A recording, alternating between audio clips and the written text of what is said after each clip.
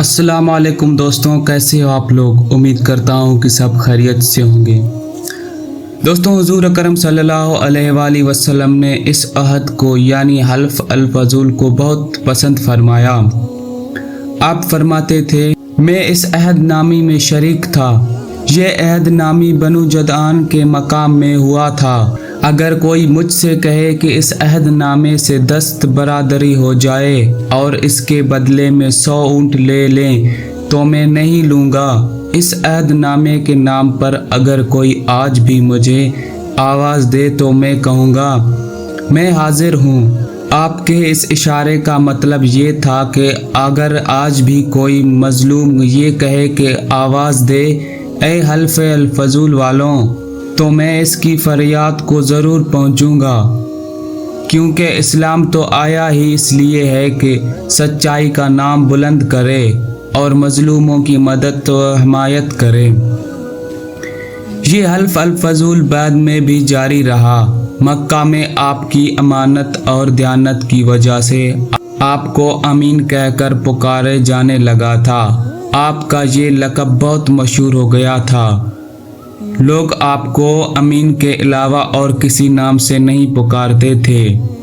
انہی دنوں میں ابو طالب نے آپ سے کہا، اے بھتیجے، میں ایک بہت غریب آدمی ہوں اور قحط سالی کی وجہ سے اور زیادہ سخت حالت کا سامنا ہے۔ کافی عرصے سے خشک سالی کا دور چل رہا ہے۔ کوئی ایسا ذریعہ نہیں کہ اپنا کام چلا سکیں، اور نہ ہمارا کوئی تجارت ہے۔ ایک تجارتی قافلہ شام جانے والا ہے، اس میں قریش کے لوگ شامل ہیں۔ قریش کے ایک خاتون ختیجہ بنت خویلد شام کی طرف اپنا تجارتی سامان بھیجا کرتے ہیں۔ جو شخص ان کا مال لے کر جاتا ہے وہ اپنے اجرت ان سے لیتا ہے۔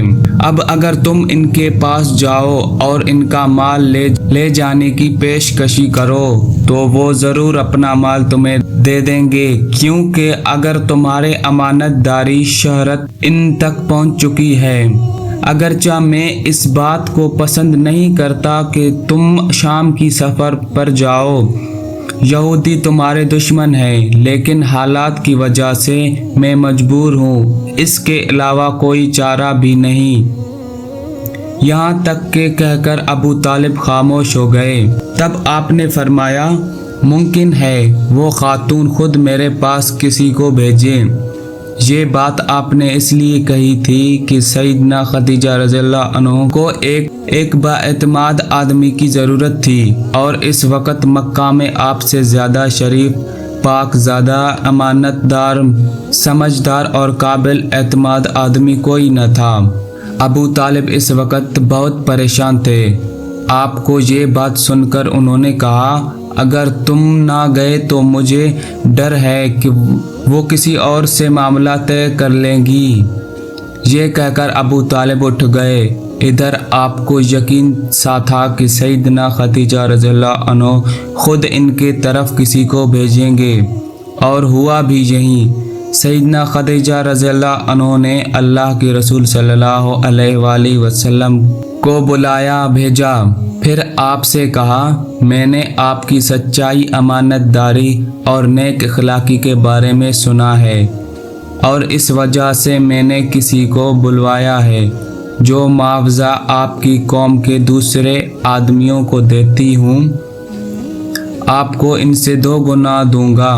آپ نے ان کی بات منظور فرما لی۔ پھر آپ نے اپنے چچا ابو طالب سے ملے، انہیں یہ بات بتائی۔ ابو طالب سن کر بولے، یہ روزی تمہارے لیے اللہ نے پیدا فرمائی ہے۔ اس کے بعد آپ صلی اللہ علیہ وآلہ وسلم سیدنا خدیجہ رضی اللہ عنہ کا سامان تجارت لے کر شام کی طرف روانہ ہوئے۔ سیدنا خدیجہ رضی اللہ عنہ غلام مصر آپ صلی اللہ علیہ وآلہ وسلم کے ساتھ تھے۔ روانگی کے وقت حضرت خدیجہ رضی اللہ عنہ مصرا سے کہا، کسی معاملے میں ان کی نافرمانی نہ کرنا، جو یہ کہیں وہی کرنا، ان کے رائے سے اختلاف نہ کرنا۔ آپ صلی اللہ علیہ وآلہ وسلم کے سب چچاؤں نے قافلے والوں سے آپ کی خبر گیری رکھنے کے لیے درخواست کی۔ اس کی وجہ یہ بھی تھی کہ ذمہ داری کے لحاظ سے یہ آپ صلی اللہ علیہ وآلہ وسلم کا پہلا تجارتی سفر تھا۔ گویا آپ صلی اللہ علیہ وآلہ وسلم اس کام میں بالکل نئے تھے۔ ادھر آپ روانہ ہوئے، ادھر آپ کا معجزہ شروع ہو گیا۔ ایک بادل نے آپ کے اوپر سایہ کر لیا۔ آپ صلی اللہ علیہ وآلہ وسلم کے ساتھ ساتھ چلنے لگی۔ جب آپ شام پہنچے تو بصر کے شہر کے بازار میں ایک درخت کے سائے میں اترے۔ یہ درخت ایک عیسائی راہب نستورا کا خانقاہ کے سامنے تھا۔ اس راہب نے میسرا کو دیکھا تو خانقاہ سے نکل آیا۔ اس وقت اس نے آپ صلی اللہ علیہ وآلہ وسلم کو دیکھا۔ آپ درخت کے نیچے ٹھہرے ہوئے تھے۔ اس نے میسرا سے پوچھا، یہ شخص کون ہے جو اس درخت کے نیچے موجود ہے؟ میسرا نے کہا، یہ ایک قریشی شخص ہے، حرم والوں میں سے ہے۔ یہ سن کر راہب نے کہا، اس درخت کے نیچے نبی کے سوا کوئی بھی آدمی نہیں بیٹھتا۔ مطلب یہ تھا کہ اس درخت کے نیچے آج تک کوئی شخص نہیں بیٹھا۔ اللہ تعالیٰ نے اس درخت کو ہمیشہ اس سے بچایا ہے کہ اس کے نیچے نبی کے سوا کوئی دوسرا شخص بیٹھے۔ اس کے بعد اس نے مصرا سے پوچھا، کیا ان کی آنکھوں میں سرخی ہے؟ مصرا نے جواب دیا، ہاں بالکل ہے، اور یہ سرخی ان کی آنکھوں میں مستقبل رہتی ہے۔ اب نستوار نے کہا، یہ وہی ہے۔ مصرا نے حیران ہو کر اس کی طرف دیکھا اور بولے، کیا مطلب یہ وہی ہے؟ کون ہے؟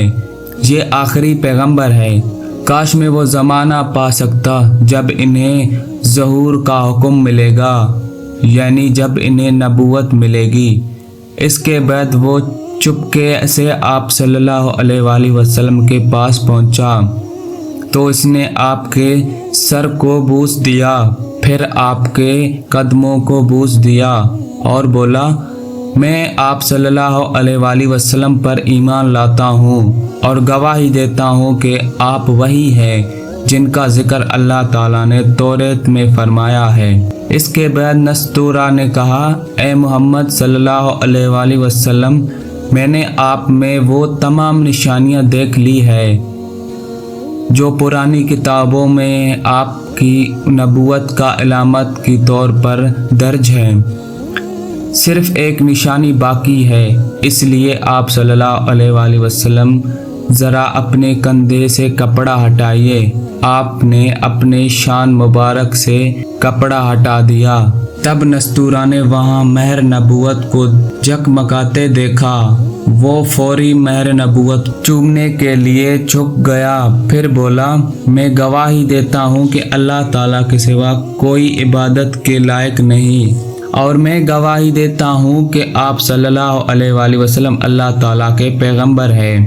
آپ کے بارے میں حضرت عیسیٰ بنت مریم علیہ السلام نے خوشخبری دی تھی اور انہوں نے کہا تھا، میرے بعد اس درخت کے نیچے کوئی نہیں بیٹھے گا سوائے اس پیغمبر کے جو امی بہاشمی عرب اور مکہ یعنی مکہ کے رہنے والے ہوں گے، قیامت میں حوض کوثر اور شفاعت والے ہوں گے۔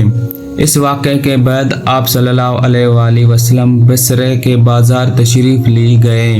وہاں آپ نے مال فروخت کیا جو ساتھ لے آئے تھے اور کچھ چیزیں خریدے۔